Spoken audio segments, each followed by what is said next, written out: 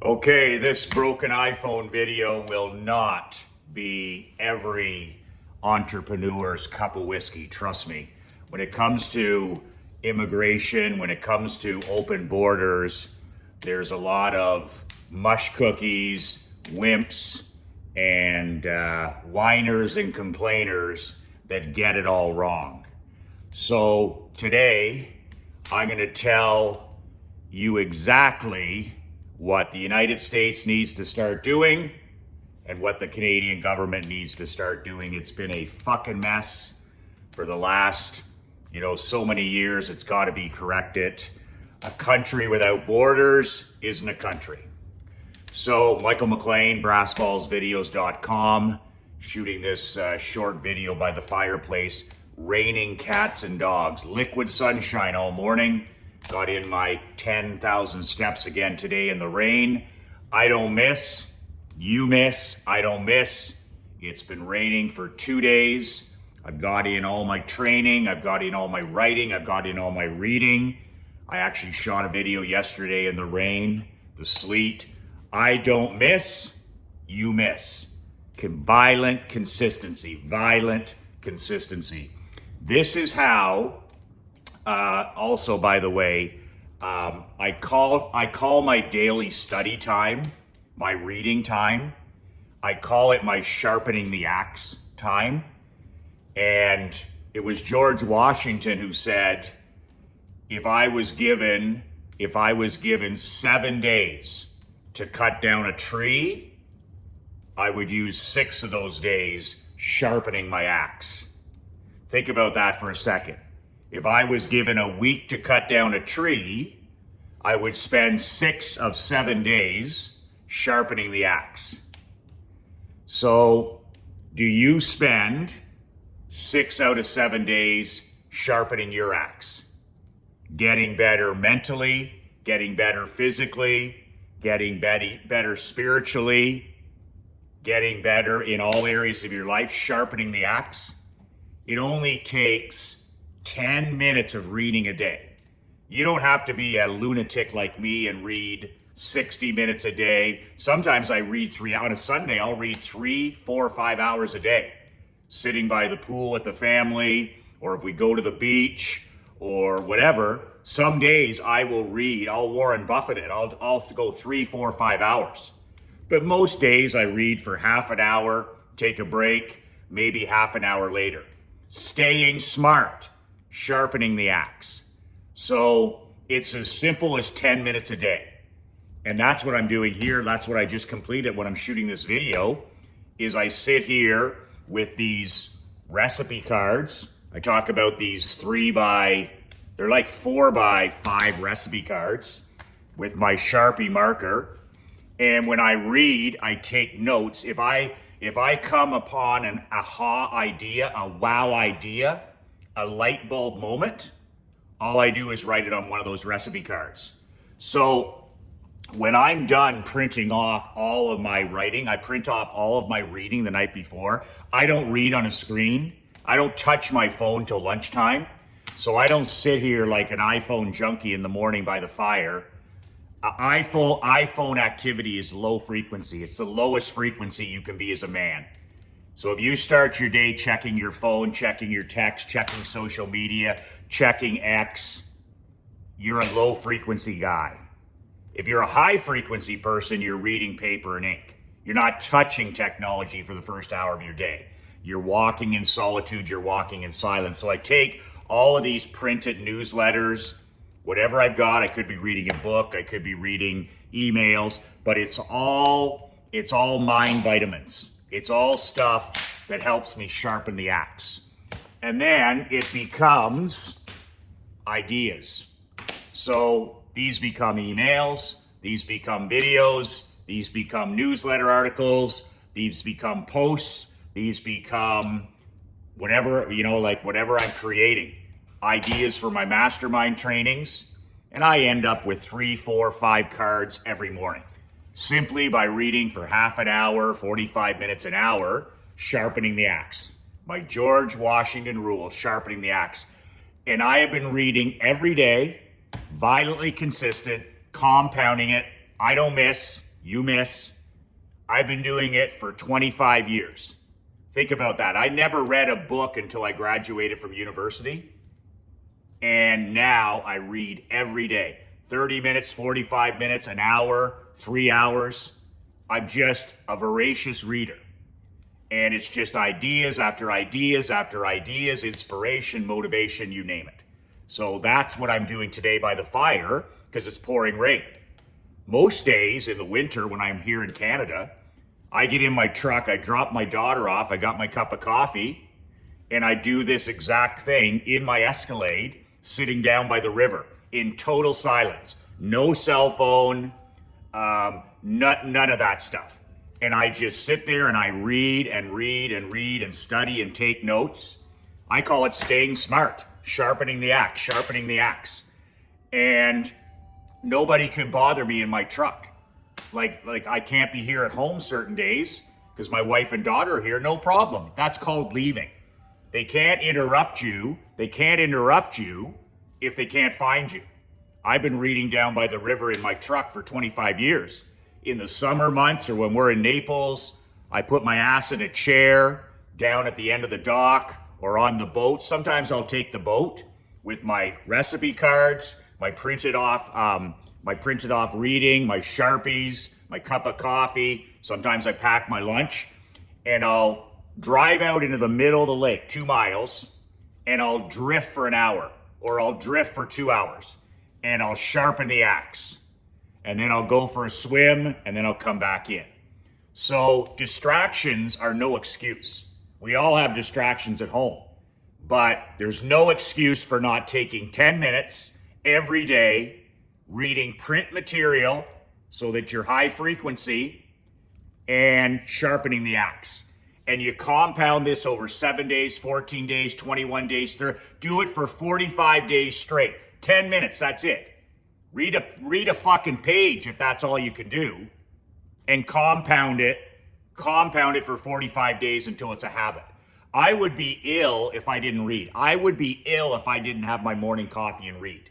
I would be out of sorts. I would be frustrated. I'd be low frequency because I'm not sharpening the axe. So, like Washington said, if he had 7 days to cut down a tree, he'd use 6 to sharpen the axe. Start sharpening the axe by reading and studying for a minimum 10 minutes. And then after you've done 10 minutes, you're done for the day. And then build that up to 15 minutes overtime, 20 minutes overtime, 20 minutes a day, your top 1%. Nobody reads anymore. We're surrounded by a bunch of punch-drunk tomato cans, a bunch of iPhone junkies, people with manufactured mental illness, depression, anxiety, stress. None of it's fucking real. They don't read. They don't sleep.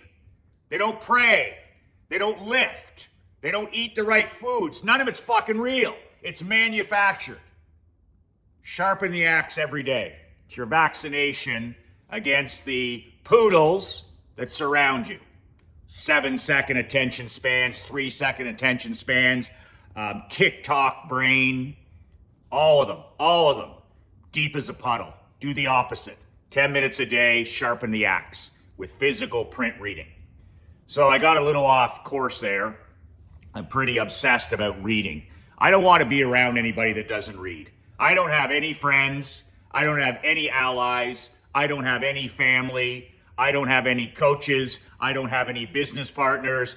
I won't fucking hang out with anybody that doesn't read. And I can tell whether you read in 7 seconds. I can size you up. If I don't know you and I meet you at the golf club, or I meet you on the pickleball court, or I meet you in a restaurant, or I meet you at the ball field, I can size you up in 7 seconds if we meet one-on-one. And the way I'm trying to size you up is I'm trying to figure out whether you're a dummy or whether I can learn something from you. And if you're a 99% dummy and you don't read, and I can tell by your vocabulary, I can tell by the way you talk to yourself, I can tell by the way you talk to me, I can tell by the words you use, I can tell whether you sharpen the axe every day.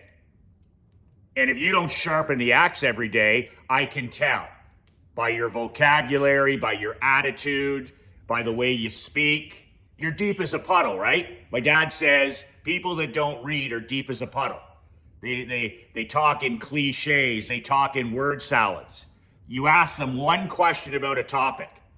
Somebody says something about politics, or let's say they talk about climate change, or they talk about marketing, and then you ask them one question, one fucking question, and they're stumped because they haven't read. They haven't read. I have people come to me from time to time, not very often, and they'll say, Michael, you know, I'd like you to invest in my new company, in my new business. And I'm like, fantastic. I'm always looking to invest. I'm an investor. Can you tell me the 4 books that you've read recently in your research about this industry? Can you tell me the 4 books that you've read about this industry that you're going into and that you want me to invest hundreds of thousands of dollars into? Just give me the 4 books. You don't have to give me all of the other books, just 4. Absolute crickets. Absolute crickets.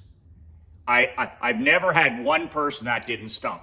Michael, I want to open up a new restaurant in downtown. It's going to be this. Oh, can you give me the demographic research? Can you give me the population research? Can you give me the traffic numbers? Can you give me the seasonal numbers? Can you give me all the competition numbers, all the restaurants, what they're doing? Can you give me your budget? Can you give me your margins? Can you give me your real estate costs? And can you give me the 4 or 5 books that you've read on this particular niche in the restaurant business so that I can now make a educated decision whether I want to give you my money? Absolute crickets. Never read a fucking paragraph on the restaurant business. Never read a paragraph or a sentence on the marketing of a restaurant. Never thought about traffic, never thought about demographics, never thought about income in the neighborhood, how much people make or don't make, never thought about any of it. Just some punch-drunk tomato can who wants to open a bar or restaurant. And this is for anything. Could be a chiropractic clinic, could be, Michael, I want to open up a gym. I want to open up a fitness center in Naples. I want to open up a fitness center here in Canada. Give me the 5 books. Give me the marketing books you studied. Give me all of the demographics, all of the neighborhood stuff. You know, people only drive up to 5 miles to a gym. Give me all that stuff so I can make an educated decision on whether to fund your gym. Well, I don't have any of that, Michael. Exactly. No. Vitamin N, fucking no. No, no, no. I don't give money to punch-drunk tomato cans. My money's screaming like Mr. Wonderful says, Daddy, Daddy, don't send us into the fire. Don't give us to this meathead. Don't give us to this guy who's going to kill us. And then I keep my money safe to myself because I don't want anything to do with anybody that doesn't sharpen the axe every day. My mastermind members are a pleasure to talk to because they're smart, they're intelligent, and they're deep, because they sharpen the axe for 10, 20, 30 minutes a day. I don't want anybody in my life that's not a reader.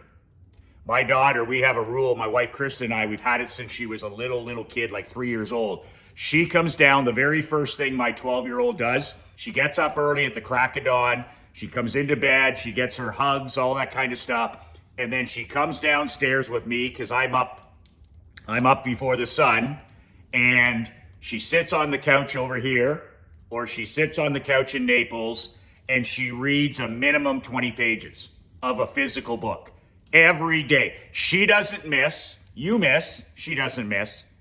And she's been doing that since she was like 4 years old.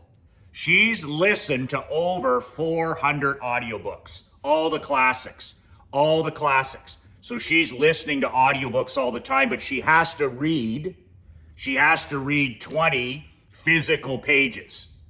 And we know the books that she's reading. For her birthday, she gets books. For Christmas, she gets books. For books. People will say, what can I give Emery? You know, she was in the theater production. We have family who, I want to give a small gift to Emery. Get her a book. And she sits on that couch and she reads 20 pages. That's the rule. My wife, all she does is read. Read, read, read. Read by the fire, read on the boat, read in her car, read, read, read. And myself, that's all Emery sees me doing is sharpening the axe, sharpening the axe. And Emery, she reads about 25 to 30 pages before she gets ready for breakfast every day. Compound that over 11 years, 12 years, 20 years. She's sharpening the axe and she doesn't even know it. But that's the rule in our house. We start our day with 20 pages. 20 pages for me, 20 pages for Mummy, 20 pages for Emery. And it's just like brushing our teeth. It's automatic. We could not do it. I've never seen my kid not read. I've never seen my wife not read, and I'd be sick to my stomach. It's like brushing my teeth. It's automatic. It's like showering. I'd feel awful if I wasn't sharpening the axe. George Washington rule, 6 days sharpening the axe. And it gives you an unfair advantage. It gives you, as a sports analogy, it gives you an extra player on the field. It gives you a power play. It gives you an unfair advantage because everybody around you is deep as a puddle. Block stupid, as my grandfather would say, block stupid. They can't focus, they can't think, they don't have any original thoughts, they don't have any opinions. The best they can do is parrot something that they heard on the news or parrot something they read on twits and twitters, parrot something that, they saw maybe on BoobTube. That's the best they can do. And then if you ask them, really, could you take me a little deeper on that? There is nothing deeper than that. Which brings me to one of my favorite topics, immigration. We're all immigrants, by the way. I noticed that the punch-drunk tomato cans on TV, on anti-social media, I don't deal with any of it. I don't participate in any politics, any news, any anti-social media. I get all my information that I print off from a couple of, top people that are on the inside. So I'm totally up to date on what's happening in Parliament, in the White House, in the news, but I get it from one or two sources on the inside. And I don't pay attention to any of the general public stuff. The stuff on CNN or CNBC or any of those CBC or whatever, I pay no attention to any of it. I never see it. So immigration, of course, is a big topic, right? It's one of the reasons that Daddy T got reelected, because people are sick and tired of us letting all of these illegal immigrants into our country. And they're pouring into the United States, as you know. And let's just face fact. These are not the best of the best coming. There's a reason they're coming into the country illegal, because they can't get in legally. So a country without borders is not a country. So you should see the mess in Canada. Once they get into America, they're just pouring into Canada. So they're going through 2 Swiss cheese borders. All you have to do is walk across a river from United States to Canada. There's no enforcement. You can walk across a river and you're into Canada. Walk back, you're into the United States. None of these people are vetted. We don't know whether they're the best person on earth or whether they're cartel. We don't know whether they're drug dealers or school teachers. We don't know if they're human trafficking, scum of the earth, or whether they're entrepreneurs looking for a better life, because there's no vetting, there's no filtering. So what we need to do is we need to remove all the illegals. You cannot start a relationship in a new country by breaking the law, which you're doing when you come in illegally to Canada, the United States. So you want to get all these people out over the next year. They came in, they can go back out. And then if they are the type of people that you want into your country, they can come in legally. In other words, you're going to get the best of the very best. And I'm pro-immigration done correctly. I'm pro-immigration. My grandfather, my grandmother, we're all immigrants. My parents, we're all immigrants. And we all came to these the 2 greatest countries in the world, the United States of America and Canada. We are immigration. We're all immigrants. And what you've built in the United States is the greatest model in the world. And we wouldn't have Canada without the United States. So, I think in America, you need 1 million legal immigrants a year, the best of the best. Wherever they come from, the best of the best. And you want these 1 million people to be people that want to work, they believe in the American dream, they love America, they want to become citizens, they share the same values, they share the same principles, they're extreme hard workers. You want a whole bunch of them to be entrepreneurs, and you want people that are going to work to make their dream come true in America. Same thing in Canada. We don't want 1 million, but we want that number where every year, let's say 100,000 or 50,000 come in the right way. You have the best of the best coming in and driving your country to new heights. It's not long until these people, because of their ambition and their work ethic, it's not long until they're building businesses and building companies, and they do so well because of their work ethic and their mindset, shared values, shared principles, and they bring a high frequency energy to your country. That's the thing about immigrants, is they bring that winning. Legal immigrants bring that winning attitude. They want a better life, and they're willing to work for it. That's who you want coming into your country. And then anybody that doesn't qualify, it's like you're running your business. You don't want unqualified customers, unqualified clients. You don't want any of that rat poison, any of that toxicity in your country. You don't need more people on welfare. You don't need more people in prisons. You need the best of the best coming in. And you can do that by securing your borders, which is going to happen, getting rid of the people who shouldn't be in here, came in illegally, and if they want to come back in legally, fill your boots. The last thing I'll say is the flip side of this is I want these amazing legal immigrants coming in, and I want them rocking and rolling in our two countries. I want them to be given every opportunity to kick ass and take names.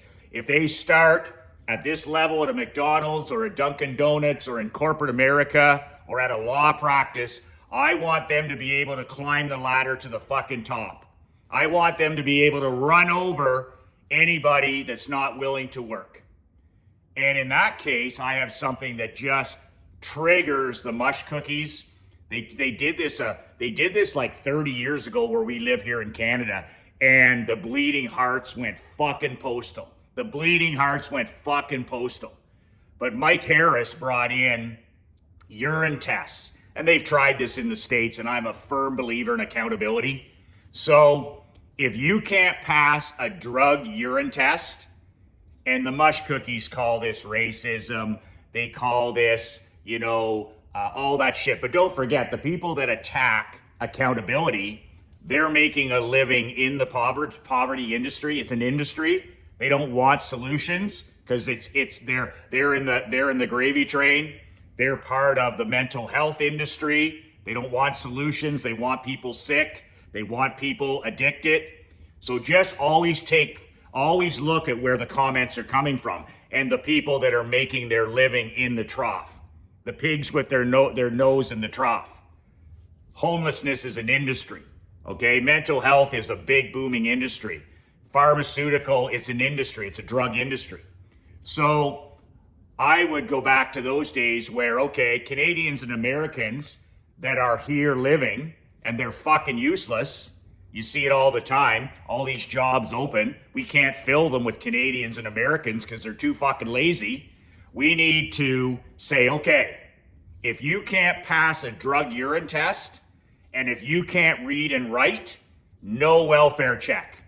And in Canada, that's like $1,000 to $2,000 a month. My best friend from high school works in the poverty industry. In other words, he walks the streets in our nation's capital, and he's like, Michael, I can't get anybody to go. He works with the homeless people, right?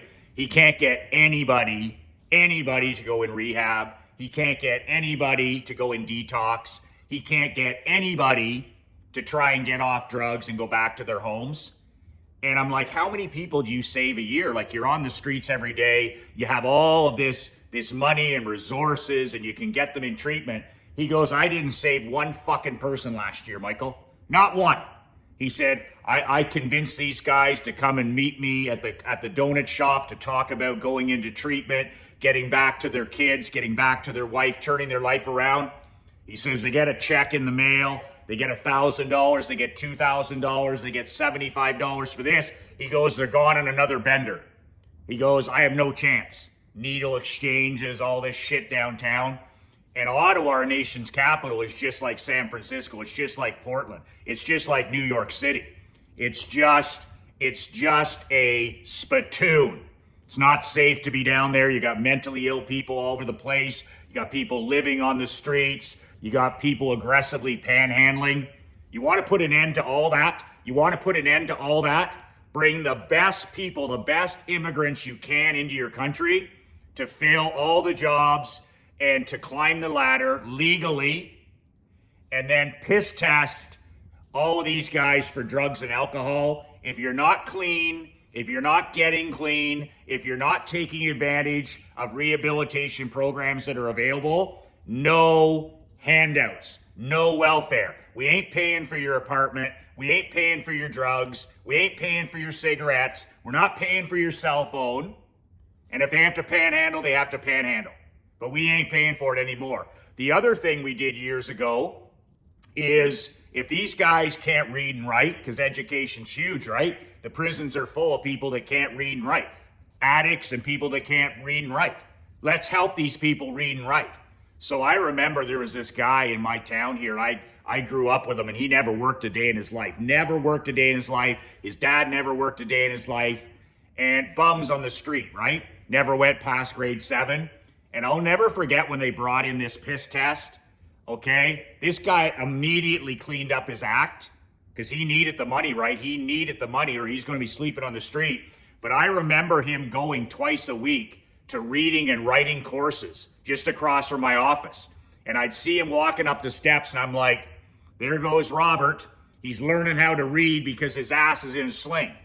And they gradually, over a few years, this program was 4 years, a guy like that starts to read. And a guy like that gets basic writing. He can now, he could send out a resume, or he can actually talk, and he can actually fill out an application. So this is how you actually help people in the real world. You don't help people by feeling sorry for them. You don't help people with sympathy. We have enough fucking sympathy in our world. What we need is some accountability. If you're going to sell drugs, if you're going to use drugs, then we ain't paying. We ain't paying for you not to work.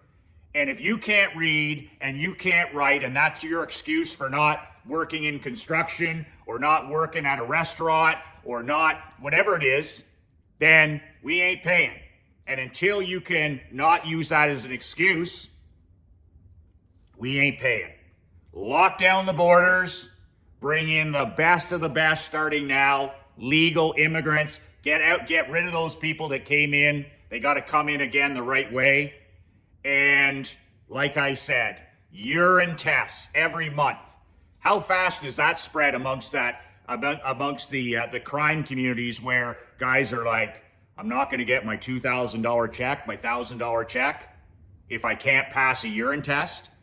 And then I actually got to be able to fill out an application and read. Man, oh man, the mush cookies will go crazy. So that was a lot of rambling today, a lot of ranting, but I feel better, and I hope you feel better. Love to hear what you think below. Tell me if I sound like I've had a recent head injury, or let me know if I'm actually the punch-drunk tomato can. And if you agree, I'd love to hear your viewpoints on it. It's a brand new channel, as you know. Boob2 really didn't like my opinions on the other ones, so I'm starting again, which is perfectly okay with me. You can download a free copy of my brand new book, Unfuckwithable, 5 ways to unfuck your life in the next 30 days. It's my free gift to you. It's a 22-page PDF. The link is below, brassballsvideos.com. That will also subscribe you to my daily Michael McLean tomato can email newsletter, if that's your cup of whiskey. So you can download the book below. Be brave, be fierce, and be relentless.